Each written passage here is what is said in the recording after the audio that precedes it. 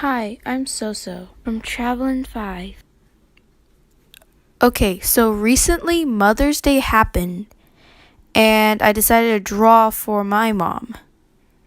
It's not the best, but it's homemade. And this is what I made. So I don't really, record my sketching process.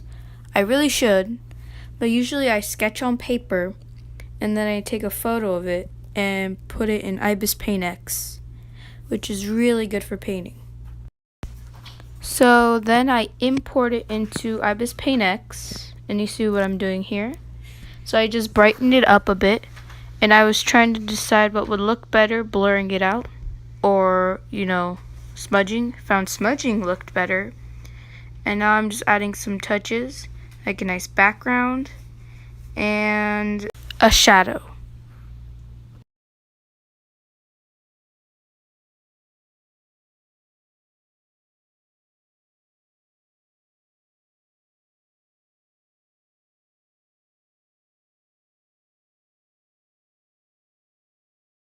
That's all, guys. Thanks for watching.